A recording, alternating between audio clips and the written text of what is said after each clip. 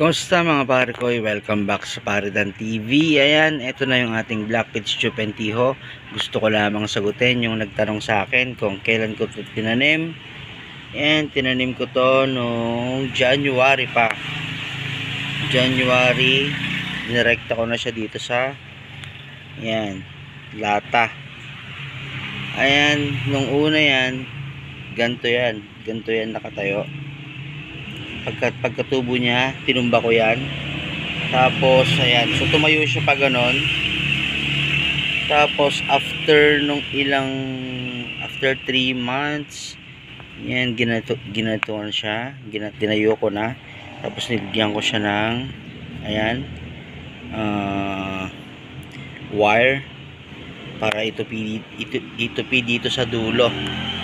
Ayan, so that time yung mga tubo nito na sanga tumayo na rin na ganyan. Ayan, so ganyan siya sa ngayon. Meron na siyang mga buds. Ayan, budding stage na siya. Ayan, dito, ayan, magpa-flower na yan. Ayan, so nangyari dito, mga tinuka-tukayan ng ibon, I think. Ayan, so medyo magulang na rin siya. Maglilimang buwan na. Ayan, so makikita mo naman yung kanyang pinakapuno. Ayan, matanda na siya. Yung ibang mga dahon, tinatanggal ko na yan para yung concentration ng mga nutrients papunta dito lahat sa ayan, buds para maging bulaklak. Ayan, so yun lang yun. Ayan, magtatanggal pa pala ako dito. Ayan, ito, huli na to eh. So imbis na kumukonsumo pa to ng nutrients, tatanggalin na natin para ma-divert na yung iba dito sa buds, maging bulaklak na.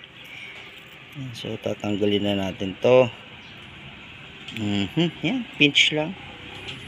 Yan, para kahit papano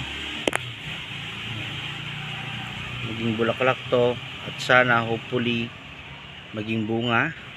Yan, para magkabunga naman tong ating bonsai na sile, Black Chupentiho, Black Pitch Chupentiho. Yun, so sana nasagot ko yung katanungan mo, pare ko. So ano lang to, vermicast, garden soil, tapos palagay-lagay lang ako ng plant mate. Yan, yan ang resulta. Tsaka tubig ulan. Yan, nung wala pang ulan, yung tubig sa poso nilalagay ko sa timba. Pero gagamitin ko siya after 2 days. Yan, para kahit papano nag-evaporate na or wala na yung chlorine. Yun, so hanggang doon lang muna yung video natin mga pare ko. Maraming salamat sa mga nagsusubscribe kahit di nila ako kilala. Yan, maraming salamat. Let's go, let's grow strong mga pare ko. Wrap up.